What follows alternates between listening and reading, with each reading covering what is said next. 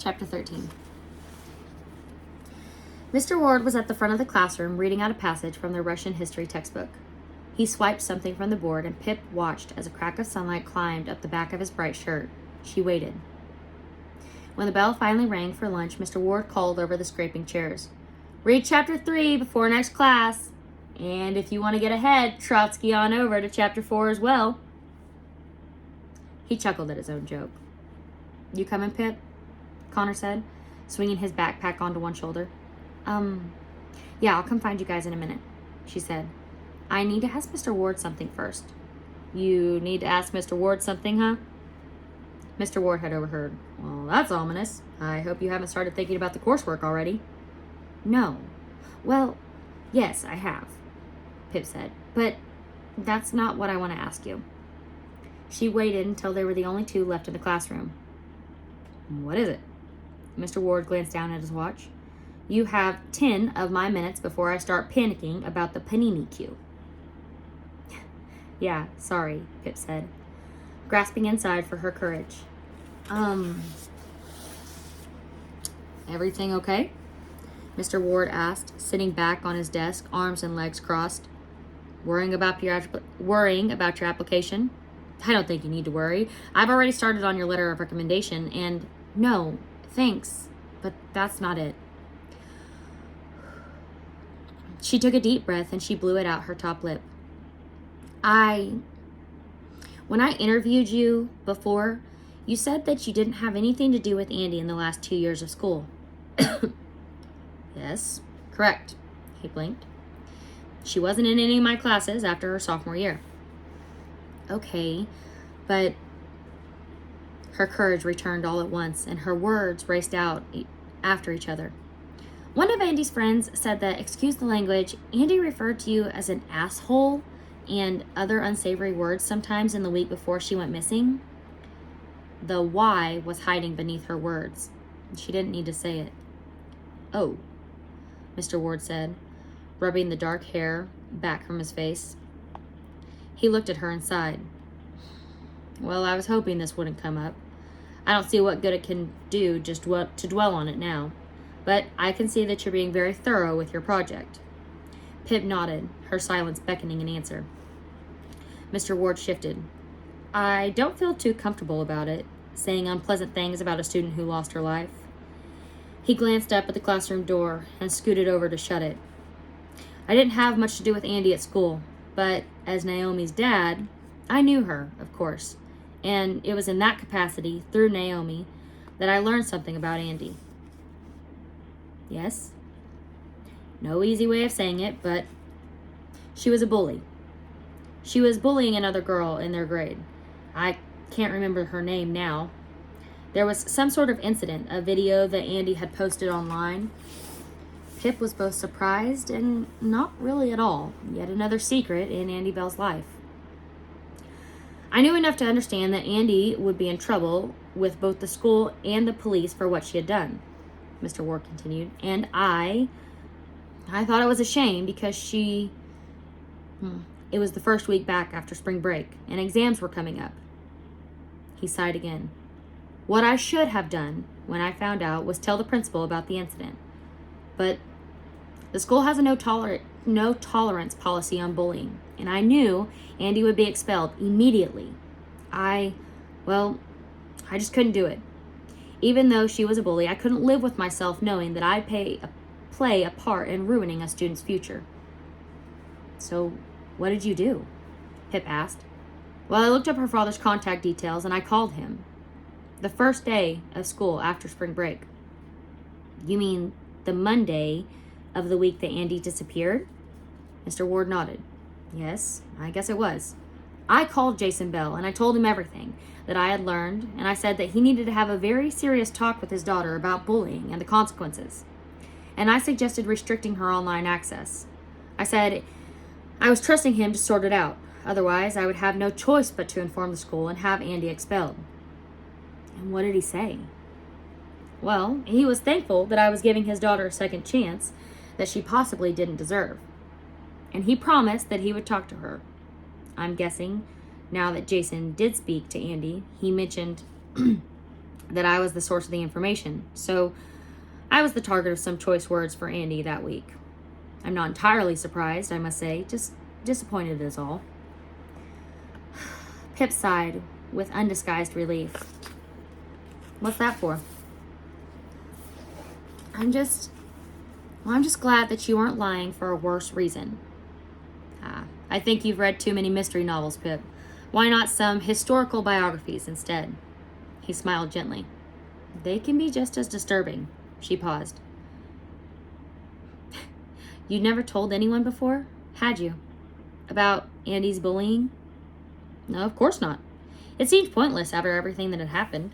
Insensitive, too. He scratched his chin. I try not to think about it because I get lost in the butterfly effect on theories. What if I had done, or what if I had just told the school and Andy was expelled that week? Would it have changed the outcome? Would the conditions that led to Sal killing her not have been in place? Would those 2 students still be alive? I understand, Pip said. And you don't remember the girl Andy bullied? No, sorry, he said. Naomi would remember. You could ask her about it. Not sure what this has to do with the use of media in criminal investigations, though. He raised his eyebrows in a scolding way. Well, I haven't decided on my final title yet. Okay. Well, don't go falling down the rabbit hole. He smiled. He wagged his finger. Now, I'm running away because I'm desperate for a tuna melt.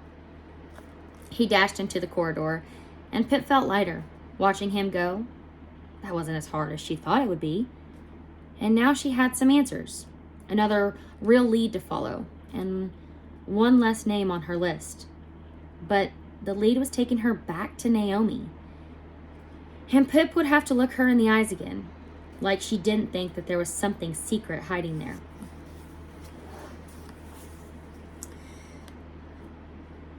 Pause. I'm not going to read the names during this transcript of Pip and Naomi. I'll just kind of change my voice a little bit. Pippa Fitz Amobi,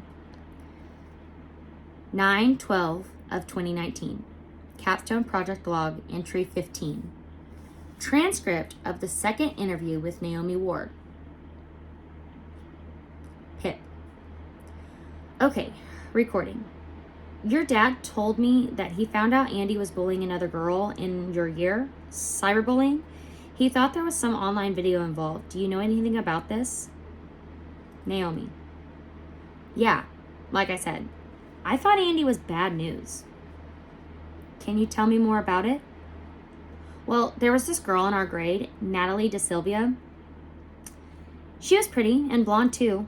They looked quite similar actually. And I guess Andy felt threatened by her because at the start of our senior year, Andy started spreading rumors about her, finding out ways to humiliate her. If Sal and Andy didn't start seeing each other until that December, how did you know all this? Well, I was friends with Nat. We had biology together. Oh, what kind of rumors was Andy starting? The kind of disgusting things that only a teenage girl could think of. Things like her family was incestuous, that Nat watched other people undress in the changing rooms and she touched herself, those kind of things. You think that Andy did that because Nat was pretty and she felt threatened by her? I actually think that was the extent of her thought process. Andy wanted to be the girl that everyone wanted, and Nat was competition, so Andy had to take her down. Did you know about this video at the time? Yeah, it got shared all over social media. It wasn't taken down until a few days later when somebody reported it. When was this? It was during spring break. So, what was the video? As far as I know, Andy had been hanging out with some friends from school, including her 2 minions, Chloe Birch and Emma Hutton. Yeah. And some other kids. Not Sal, or Nat, or any of us. And there was this guy, Chris Parks, who everyone knew Nat liked. I don't know all the details, but Andy either used his phone or told him what to do, and they were sending flirty texts to Nat, and Nat was responding because she liked Chris and thought that it was him. And when Andy/Chris asked Nat to send a video of herself topless with her face in it, so he'd know it was really her, and Nat did it, yeah, a little naive, but she thought that she was talking to Chris. The next thing we knew, the video was online, and Andy and loads of other people were sharing it, and the comments were so horrible. And practically everyone at school saw it before it got taken down. And Nat was inconsolable. She even skipped the first 2 days back after spring break because she was so humiliated. Did Sal know Andy was behind it? Well, I mentioned it to him. He didn't approve, obviously, but he just said, it's Andy drama. I don't want to get involved. Sal was just too laid back about some things. Was there anything else that happened between Nat and Andy? Yeah, actually. I might have been the only one Nat told because she was crying in biology right after it happened. What? During that fall semester, the school was putting on the play. The Crucible, I think. Well, Nat got the main part. Apparently, Andy had wanted it. And she was really pissed off after the parts were posted. So Andy cornered Nat and she told her, yeah? Sorry, I forgot to mention some context. Nat's brother, Daniel, who is like 5 years older than us, he had worked at the school as like a part-time janitor whenever we were like 15 or 16, only for a year while he was looking for other jobs. Okay, so Andy cornered Nat and told her that when Daniel was still working at the school, he had sex with Andy, even though she was only like 15 at the time. Andy told Nat to drop out of the play or she would go to the police and say that it was statutory rape by Nat's brother.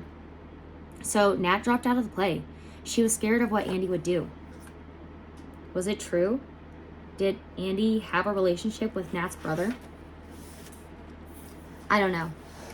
Nat didn't know for sure either. That's why she dropped out of the play. But I don't think she'd ever asked him. Do you know where Nat is now? Do you think I could talk to her? I'm not really in contact with her, but I know that she's back at home with her parents. I heard some stuff about her, though. What stuff? I think in college she was involved in some kind of fight. She got arrested and charged with assault. And I think she spent some time in prison. Oh, God. I know. Can you give me her number? Please? Oh, man.